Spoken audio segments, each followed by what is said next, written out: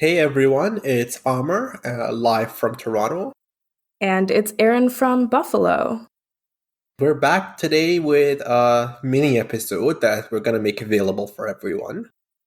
Yep, we are asking anyone who maybe wanted to donate to our Patreon to get access to these episodes. We're just going to give them to you for free. And please take that money and donate it to a Black Lives Matter cause. We're going to make sure to put a link in the description.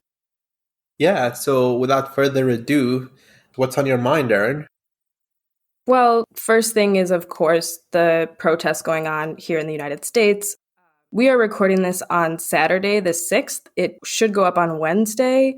You've probably seen that an elderly man by the name of Martin Gugino, who is white, was shoved by Buffalo police and fell back and hit his head. It's a really graphic video. If you haven't seen it, just be aware. I gasped the first time I saw it. It's really disturbing. So that's, in a way, become yet another emblem of police brutality. Yeah, I saw the video and it's really depressing to watch because this is something that I just noticed. So basically, he gets shoved and he's bleeding from his ears. He's on the ground, he's prone. And one cop sort of pauses to try and take a look at him. And his comrade cop, his associate, basically just shoves him to keep going and we keep going. So, and I think that's very interesting because even if you think of yourself as a somewhat moral person, the job of being a cop, the sort of pressures of being a cop, make it an amoral job. Like your colleagues, your brass, everyone from the top down and bottom up, it's designed to suck the morality out of you. Yeah, the absolute lack of reaction was also dystopian. If you or I don't know why I would ever shove someone, but if I did and they fell back like that and started bleeding and I heard their skull crack on the pavement, immediately I would be like, oh my God, oh my God, oh my God, oh no, are you okay? Oh my God. Like the fact that they just all don't even flinch and then walk by I can't put into words how disturbing it is. Not only did they not flinch, but the initial statement from them is that the old guy basically tripped on his own and fell. Like, if it wasn't for the video being available, like, think of how many situations there are across the United States where cops are doing this kind of shit, but there's no video to prove that. So they just say, oh, yeah, well, this person just tripped. Oh, they would have said the same thing about George Floyd if it wasn't caught Oh, on yeah. video. Yeah, and apparently the mayor of Buffalo says that this man is in serious but stable condition in the hospital. Yeah, there might be some updates on his condition by the time this episode comes out. I sincerely hope that he's okay, of course. Head injuries are really, really serious. Yeah, I hope whatever effects are minimal, honestly. Yeah. For those of you who are protesting, Amr and I have put together a list of tips that might not be amplified enough. There are tons of tips going around like bring a sign. But these are things that we think are important but that you might not have heard before. Yeah, so number one, don't wear regular swimmer's goggles to protect your eyes. If they're hit with objects like rubber bullets, the high pressure from that can actually cause your eye to dislodge from its socket. That's why goggles are banned in water polo. Wear sealed lab goggles or scuba masks that spread the pressure more evenly across your face. Yeah, definitely something important because I've been seeing lots of stuff going around that just says to wear goggles. And unfortunately, if you're wearing those little goggles that just cover up your individual eyes, like Amr said, the pressure from something striking your goggles can cause your eye to pop out of its socket, which is extremely bad. And it doesn't protect your eyes. So please keep that in mind. Yeah, and you can find lab goggles in like your average Canadian Tire store or whatever, like your average department store.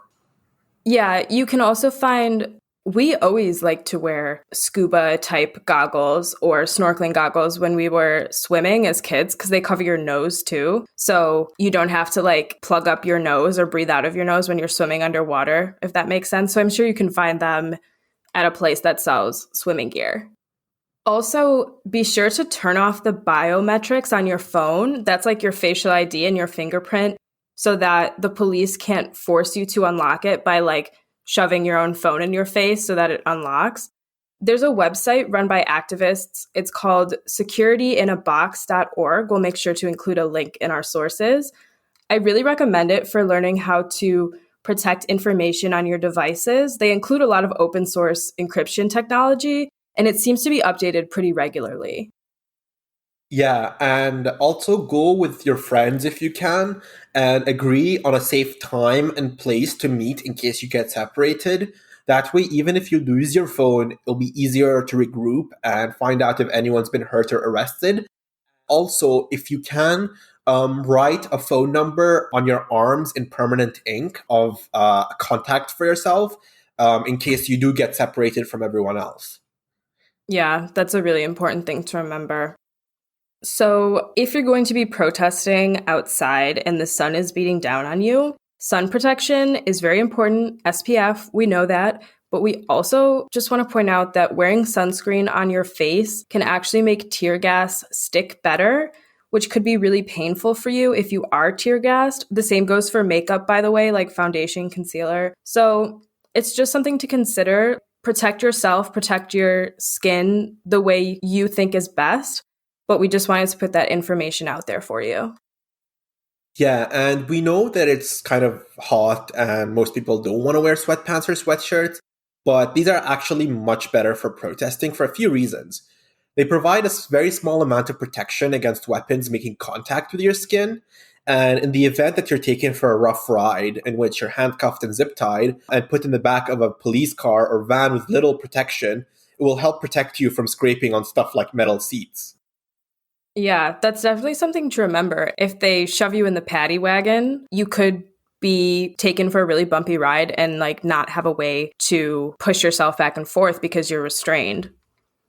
Also, and this is kind of a final point here, which people should already know but seem not to always abide by. If you are not Black and you are protesting in solidarity, do not ever, ever, ever escalate things with law enforcement because first, it's not strategic and it's really dangerous. But when you escalate on your own, you are putting all of the Black people around you at risk because we know that they are the people who take the most violence from police. Not all tactics are equally effective at all times. And I know like how exciting protests can get. I have been there in the past and I get getting excited and like wanting to pick things up. Do not do that. You have to restrain yourself. You are putting other people in danger when you do that. And on a side note, if you are not a Black organizer, don't give media interviews because it's not about you. Yeah, and the final thing I want to add is if you are tear gassed, I know there's a lot of information going around about flushing your eyes with milk. Milk is good, but so is water, to be honest. Tear gas is not acidic enough to require milk. So even just flushing your eyes and skin with water, cold water bottled if available, would help tremendously. Milk usually helps to neutralize pepper spray, but not tear gas. Yeah. Yeah. So if you're pepper sprayed, then milk definitely helps. But with tear gas, water should be fine. Right. I think that's where the confusion is coming from about which liquid is best to put on those sorts of chemical wounds. So we also want to talk about, we actually very briefly discussed this at the end of our last episode on the Iran-Contra affair, but what kind of rituals of self-awareness should we be keeping right now? Because Amr and I are both of the opinion that it's a good idea to write down what is happening and how you feel right now, because some way or somehow in the future, things will not be as they are right now. Change is, the only thing that's certain in the world. And if you are upset, if you are angry, which you should be, write it down because it helps get that anger somewhere else for a moment, which might relieve you of that stress. And also, you want to remember how you feel because that's important. And we don't want to be able to look back at this and say, like, oh, it wasn't that bad. It is bad. Yeah, and you have a right to be angry. Your anger is justified and it is legitimate anger. Also, if you are interested in reading, the publishers Haymarket and Verso are currently offering some free ebooks about policing. One is called, I believe, The End of Policing. There's another, A Field Guide on Police. They're offering some about Black Lives Matter, so definitely check those out. They're free on those websites. Yes, I don't see why you shouldn't. They're free and they're available, and they come in both Kindle format and EPUB, which all the other readers use, so they're very versatile. I'm extremely anti-EPUB. I'm extremely pro EPUB. Oh, see, this is... I really don't like the Kindle format. I mean, I have a Kindle, so I have to use it, but I prefer the EPUB. There's a program called Caliber. I don't know if you use it. It's like a program that you can convert books from one format to the other and back. So I use Caliber to convert EPUBs to Kindle format if I buy them as EPUBs. Oh, that's a really good tip. No problem. So we kind of have, usually for our mini episodes, we like to choose a little bit of a mini topic to discuss. Maybe something that wasn't sort of big enough for a regular episode, but that we don't think we want to ignore. And this one is particularly relevant right now, as many people are having conversations on racism, sexism, homophobia, transphobia. A couple years ago, this came out. You might have heard of it. We considered it for a full-length episode because we really do love looking at hoaxes and heists and other such hoodwinks, I would say. So here's a summary.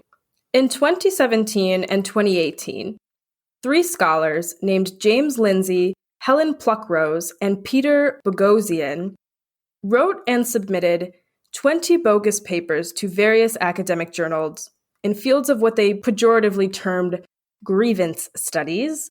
So these are mostly women's and gender studies, but also geography, critical race studies, and sociology. And the authors believe that by employing the theory and jargon commonly found in these publications and by fabricating data, they could forge papers that would be accepted into these peer-reviewed journals.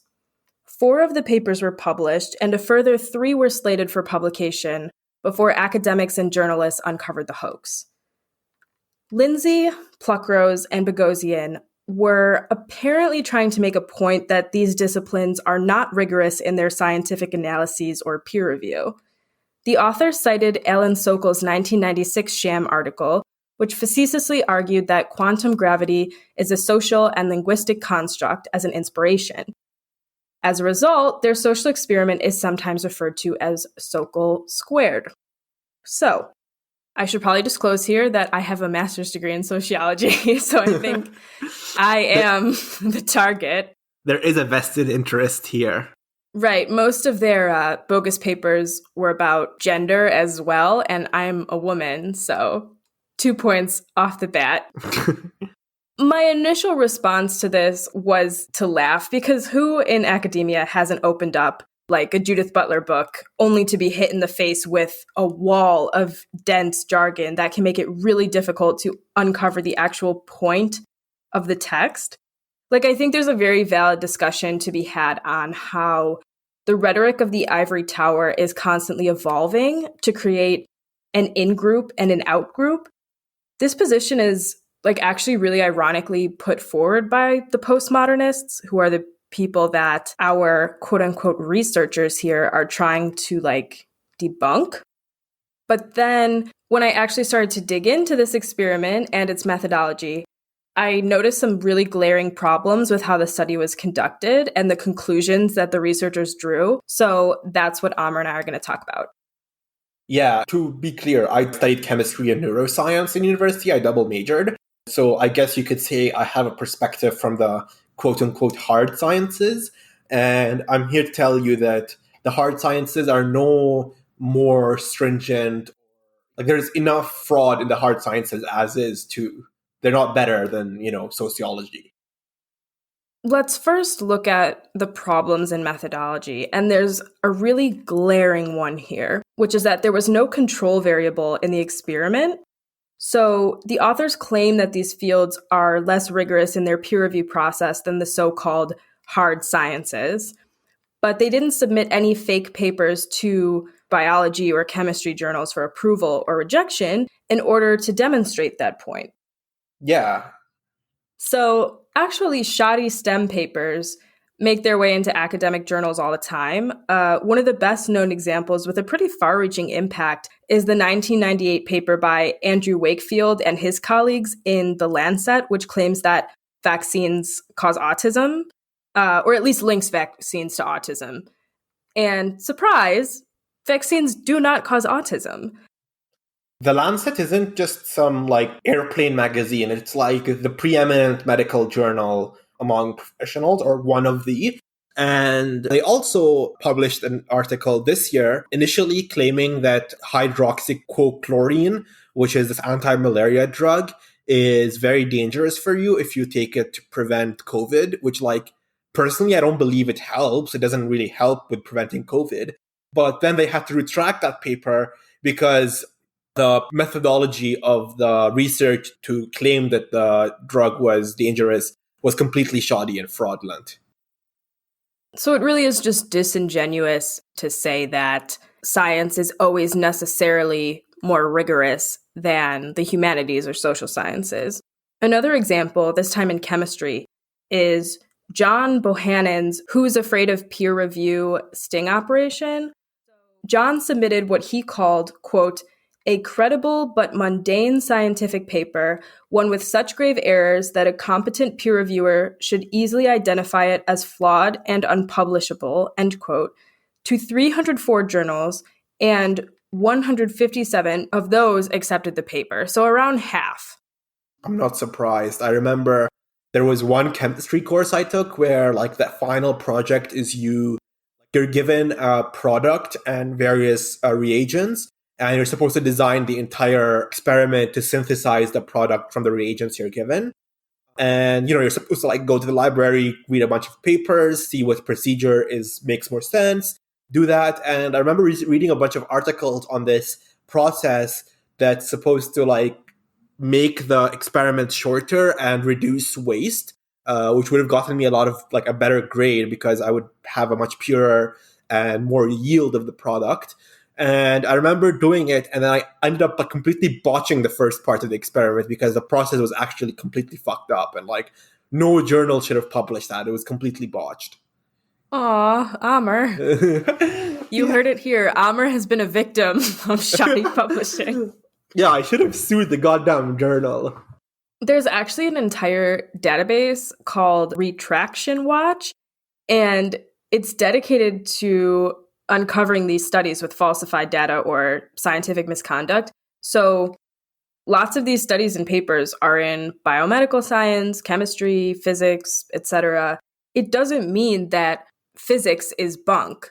It means that some journals, which are less scrupulous, will accept papers which are not as good. Yeah, I mean, the sciences and just generally academia in general, the incentives are perverse. You're motivated to publish articles in order to achieve tenure and evolve academically and your career-wise to advance your career. And so you have every incentive to try and push through as much publications in order to get a better university, better job, so on and so forth. So instead of your research being honest, you're trying to push as much papers out, which leads to these, I'm not saying that people shouldn't do it. I'm just saying people are incentivized to do the wrong thing in the current system that academia lies in. Yeah, it also incentivizes plagiarism. Yeah. The whole situation with the scientific papers, it actually reminds me of that episode, I don't know if you've seen it, Amr, of It's Always Sunny in Philadelphia, where Mac argues that evolution, and by extension, pretty much all science, is wrong because past scientific theories have been proven wrong. Yeah, I remember that. That was a good one. I love It's Always Sunny. It's so good.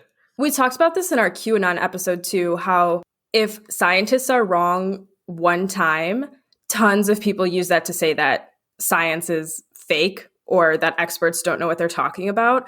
Whereas the reverse tends to be true for conspiracy theories. If the conspiracy theorists are right one time, everyone's like, oh, this guy knows. Yeah. Yeah. There's another very dubious conclusion that Lindsay, Pluckrose, and Boghossian make here. And they say that their experiment demonstrates that academic disciplines like gender studies, for instance, will accept questionable work so long as it concludes that men are bad. So they're assuming that gender studies or grievance studies totally are out here to prove that a group, in this case being women, is aggrieved by men.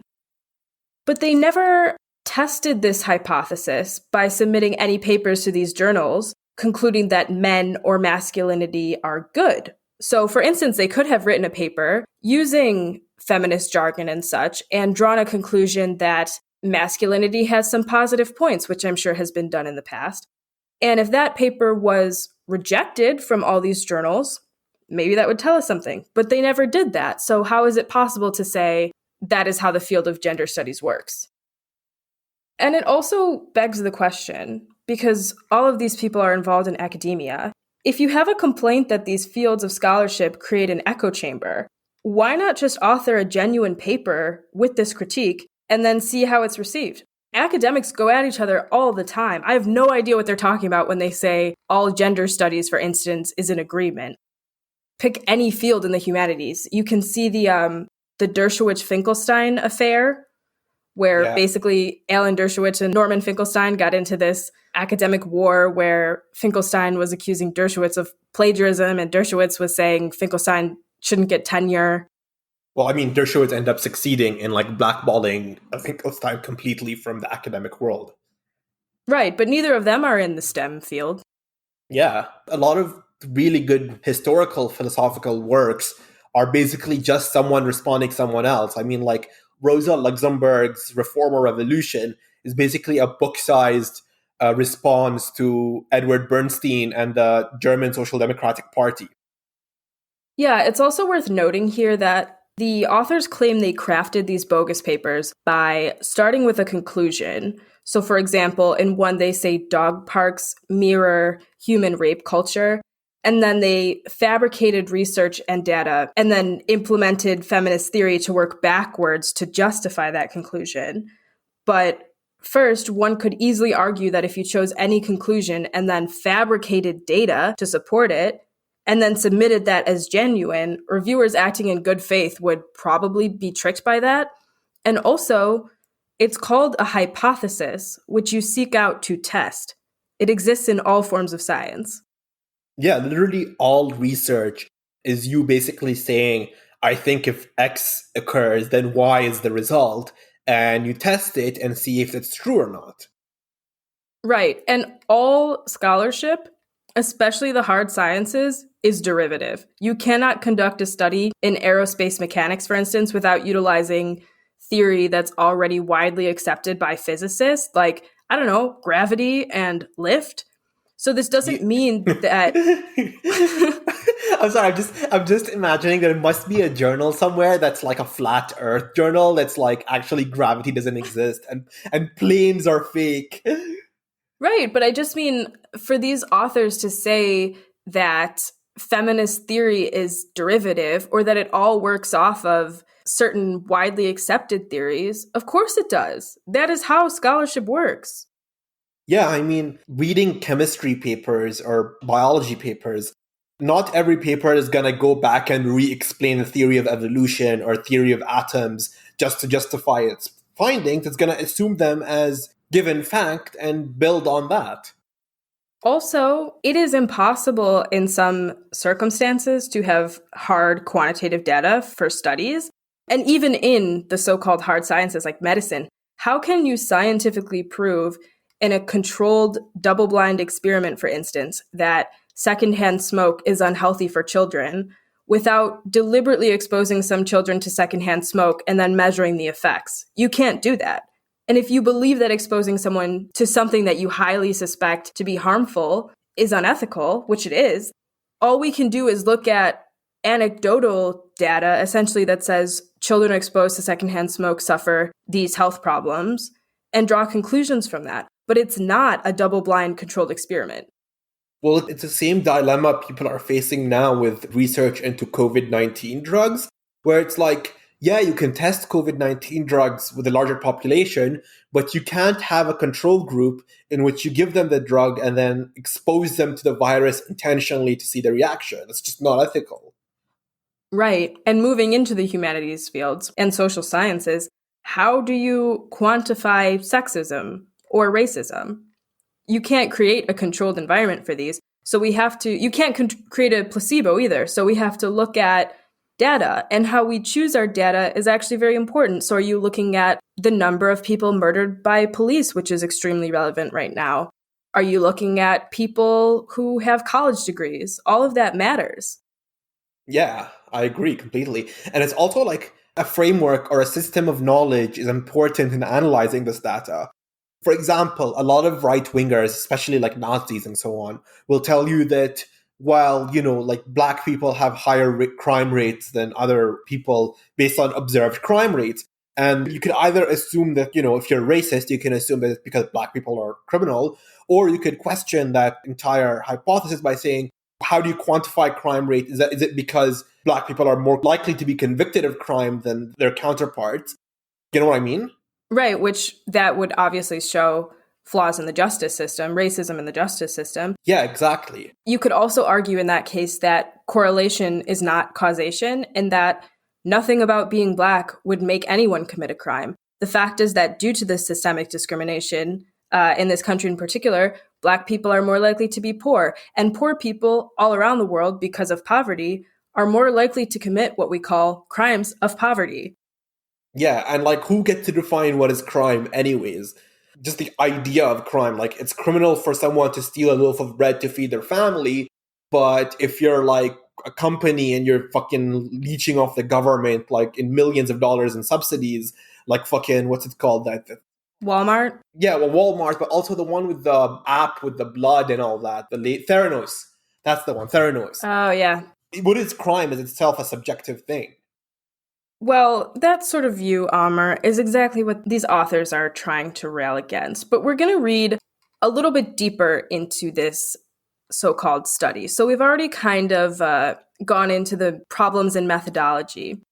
Those who praise this experiment, and I use experiment very loosely here, they also rarely address that when Boghossian, Lindsay, and Pluckrose started the project, they submitted 6 obviously nonsensical papers to journals, but all of these were just outright rejected without even making it into the peer review stage. So the authors then had to amend these bogus papers to actually employ the theories that they meant to criticize, but academic papers typically aren't accepted based on whether they're right or wrong, but whether they properly engage with existing theory and use that and the data gathered to support a conclusion.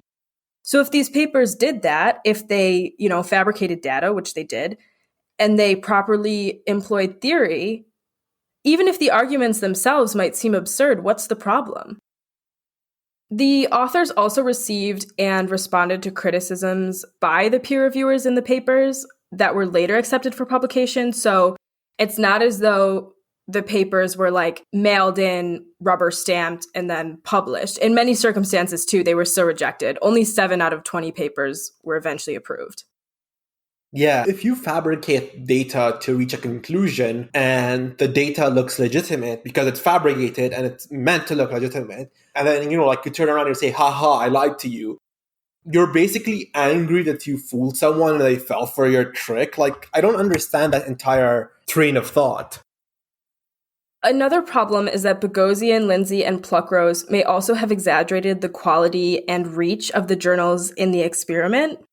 From Hughes and Aldous' BuzzFeed News article, which we've noted in the sources, quote, in some cases, the label leading applied only because the trio had defined a field so narrowly that vanishingly few journals would meet the description. For example, the researchers described Aphilia, Journal of Women and Social Work, as a leading feminist social work journal. In fact, it is the only journal in the JCR database falling into the categories of both women's studies and social work, end quote. So what that means basically is there's only one journal in the category that they chose. So it's very easy for them to say, like, this journal is very important because it's leading. It doesn't have any competition. It reminds me of a quote from Brian Clough, who's like a football manager. And he's like, I wouldn't say that I'm the best manager. I'll say I'm in the top 1. There's also a known problem of predatory publishers across academic fields who have little or no peer review process. Because, as Amr mentioned before, academics are under pressure to publish papers, they might, in some circumstances, pay one of these journals to get an article published, but the journal itself isn't very meaningful. Yeah, because a lot of academics, their reputation stems from the number of publications. And yes, the source matters, but like if you have a lot of publications and a lot of people are citing your work, as long as you have that out there, then you can advance your career based on that. So you're incentivized to like make sure your journals publish your research by any means necessary. Right. One of the author's gotcha papers, which did end up being published, allegedly rewrote sections of Adolf Hitler's Mein Kampf and inserted feminist buzzwords in place of some of Hitler's terms.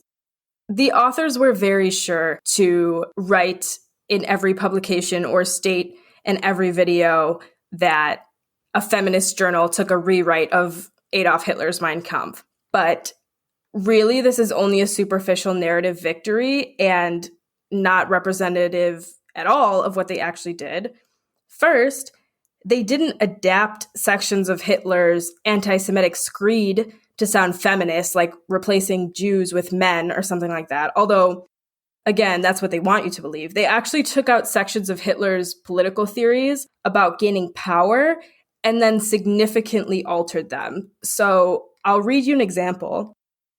Mein Kampf says, quote, "The goal of a political reform movement will never be reached by Enlightenment work or by influencing ruling circles, but only by the achievement of political power," end quote. And here's a quote from the hoax paper that they wrote, which allegedly plagiarizes this section. Quote, "Third, a movement seeking cultural reform cannot succeed only by raising awareness, applying scholarship, or convincing privileged people, mostly white men, in power. It must find/create its own cultural and political influence," end quote. That's the most basic theory there is. Like, there is absolutely nothing similar about like the genuine ideology or whatever. It's just observation. It's fundamental observation. Yes, for lack of a better word, then Mein Kampf's point about political reform is correct. It is true. First, to me, those quotes don't even sound that similar. I realize that this is subjective, but it's not as if they just replaced some words. They rewrote the sentence. And when you rewrite a sentence, it magically becomes a different sentence. That is what rewriting means. Yeah, I mean, it's like the converse of like people are like, yeah, well, if you replace the word you just said with like this other word, then you're racist or you're sexist or whatever. And it's like, yeah, but that's why I didn't say that word. Like, I said a different word for a reason. Yeah, and like you said, Amr, I find Hitler's fascist ideologies and his anti-Semitism absolutely vile. There's no doubt about that. But noting that the Nazis sought political power in order to implement the reforms that they wanted is not anything groundbreaking. Literally every political party or movement does this. Yeah, and like they succeeded. We need power to do what we want. Yeah, obviously. They succeeded in achieving power, so surely like they said, okay, that's how we get power, and they did that. And like there's nothing controversial in and of itself in the observation of how they achieved power. Right. And it really is just a false equivalence that's meant to generate attention. Specifically, and this is just my opinion, this is how I read the article that the authors ended up publishing, but I think they are trying to provoke the Feminists Are Nazis Brigade, which we've already discussed in our Andy Warhol episode. So this analysis led me to a really horrible subreddit, which I'm sorry to bring into your life. It's called r/menkampf, and users just replace the words men or white people in tweets and Tumblr posts and stuff with the word Jews to make a point or something. I don't know. Jeez, yeah. Yeah, they'll replace a sentence like men hold disproportionate power in government to Jews hold disproportionate power in government. And then they'll be like, we really own the feminists with this one. It's honestly one of the stupidest things I've ever seen. And it actually demonstrates how ignorant these people are to history, because all of the US presidents have been men and none of them have been Jewish. And men have never systematically been rounded up and mass murdered for being men. Like, you are actually being anti-Semitic when you make that comparison. Any moron can replace words in an argument and then change the argument and then just point out flaws in the straw man that they have created. Obviously, if you're going to strip away the historical context of any socio-political commentary and then drop it into the context of the Holocaust, it's going to sound bad because the Holocaust was really fucking bad. I've said it before and I'll say it again. The if the roles were reversed thing is the worst argument because the roles are not reversed. You are just swiveling to rhetoric in order to counter a point about structural oppression. Stop. Get some help. First of all, Mein Kampf is an awful place.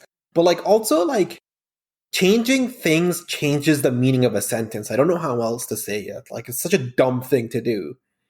But you see it so often with this, if the roles were replaced, if police were systemically murdering white people, people wouldn't be protesting like this. But they're not systemically murdering white people. What are you talking about? But also if police were systemically murdering white people, then white people should protest. It's such a dumb idea because it's basically saying no one should protest when the reaction should be, well, everyone should protest then. The police disproportionately target black people, but I don't know if you've seen the video of Daniel Shaver. Have you seen that? No.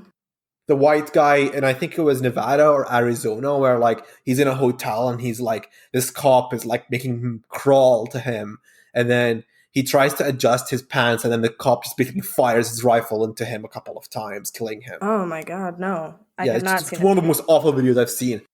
The response should be, no, cops killing people of any race is bad. Cops are disproportionately killing black people. They're not currently killing white people for being white, so I don't understand why we're doing the reverse psychology thing. But if they did, then the correct response should be, yes, we should protest, not no one should protest. Yeah, also a white man in Buffalo, New York was shoved by police a couple days ago, as we mentioned, Martin Gugino, and people are outraged. Yeah. Literally around the world. It's just if you conveniently want to ignore all history and all relationships of power, then yes, you can make that argument. You just have to ignore everything. Yeah. I've kind of saved the motive questioning for last because I try to avoid singling out people and their pathologies, but in this case, I don't think we can ignore it. So the authors of this study, Bogosian, Lindsay, and Pluckrose, all claim to be leftists or liberals. That's from their Wikipedia article. But survey says no. First of all, calling yourself a leftist doesn't make you a leftist, nor does it shield you from criticisms about your motivations behind this type of project. I can only speak for myself, but I think Amr would agree that we all know people who call themselves really left-leaning and they have absolutely horrible ideas that are not leftist at all. I agree, absolutely. Let's look at Peter Bogosian first. He is a frequent collaborator of white nationalist Stefan Molyneux, and he even wrote the foreword for one of his books. Calling Stefan Molyneux a white nationalist is the understatement of the century because Stefan Molyneux goes around Twitter basically commenting on women's fertility and the status of their ovules and asks them to have white children. Yeah, sorry.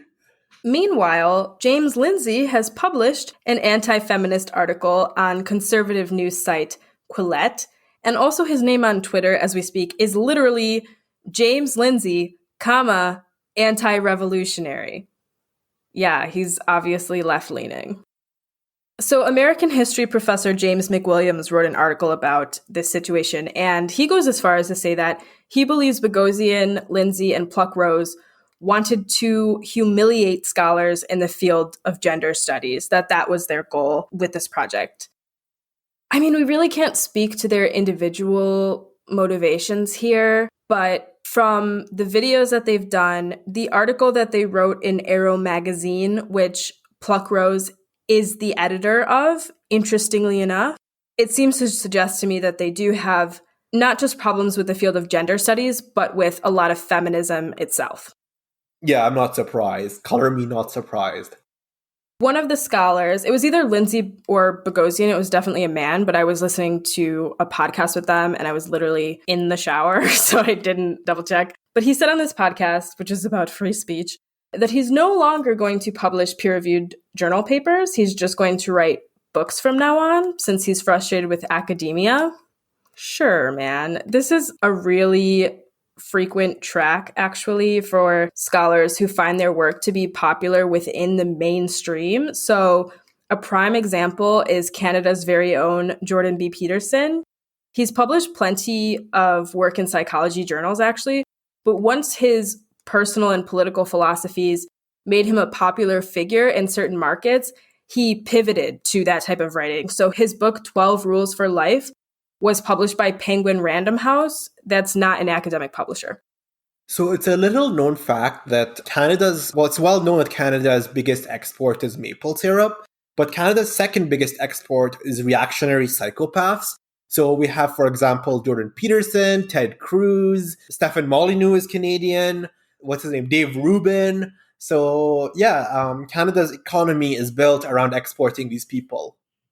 What I find interesting too is this also really contradicts Lindsay's claim in the podcast that this hoax has turned him into an outcast, because perhaps among other academics, to be fair, the dishonesty of the experiment and its conclusions are unpopular, but most quote unquote regular people, like non-academics, only know Lindsay's name because of this hoax, which obviously makes for really good clickbait. And it's gained him popularity among the same alt-right anti-feminist types that you just mentioned, Amr, like Peterson and Molyneux and those people.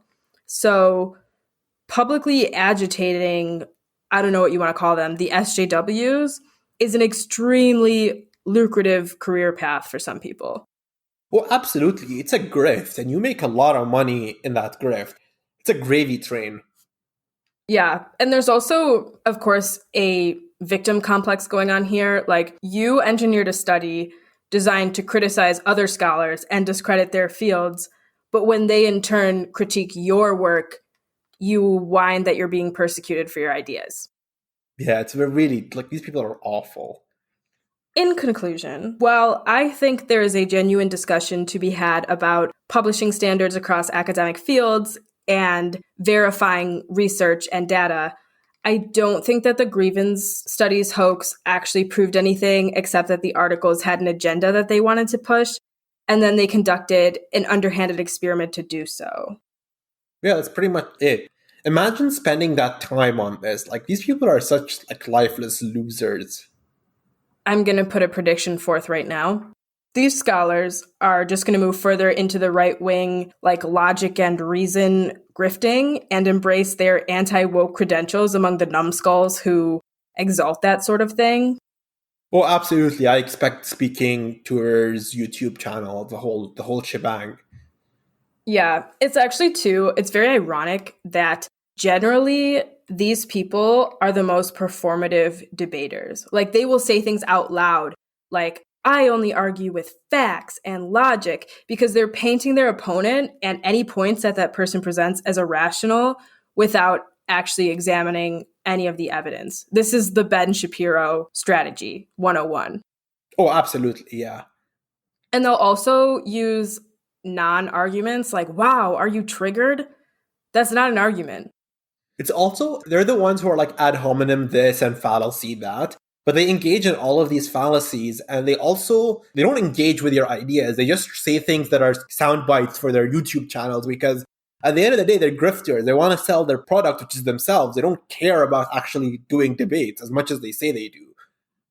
Yeah, you can find YouTube videos by leftists about Ben Shapiro's so-called debate strategy. And he essentially just totally sets up a straw man and then yells at you in front of his adoring fans, and then posts a video that says, "Lib college student gets destroyed by Ben Shapiro's facts and logic." And anyone who would click on that is looking for that sort of content. So they're going into it thinking, I want to see this liberal or leftist or socialist or woman or whoever get yelled at by Ben Shapiro. It's more entertainment than it is any sort of legitimate political discourse. Oh, absolutely. I agree completely. Any final thoughts on this from our favorite chemist, Amr? Yeah, chemistry has as many fraud papers as any other science, and it was exhausting being a chemist, and I don't recommend doing. Actually, it was fun, but still, there's a lot of politics around lab work and publishing that people don't really think of. Yeah. And again, I think this is really relevant to what's happening right now. I don't want to sound too grave about it, but there are people who work very hard to discredit the work of anti racists and feminists and queer people fighting for their rights at all levels. And it's actually a very serious thing. Yeah, and I mean, on the one hand, it's a grift where you have all these, like, they're catering to a fan base that subscribes to their Patreons and so forth. But at the same time, the question is, where does the money come from, especially for things like Turning Point USA or whatever? And like, there's a lot of dark money connection there that goes to like various right wing groups astroturfing these things, like Coke money and stuff. Yeah, as well as grifts like PragerU, which calls itself such to seem academic in some way. PragerU is not a university, as one might assume the U stands for. It's just a reactionary YouTube channel. Yeah, PragerU is Khan Academy for incels. I honestly wouldn't be surprised too if one of these authors has already appeared on PragerU talking about free speech and how gender studies was somehow very mean to them. Yeah. But in all seriousness, we are releasing this episode for free because we'd like you, if you enjoy our content, instead of donating to our Patreon page, to donate your money to Black Lives Matter organizations. We're going to put a link in the description. So if you want to combat fake science, fake news, donate to them, not to us. Yeah, solidarity with all of you protesters out there, with the Black community, with the Indigenous community. Best of luck, everyone.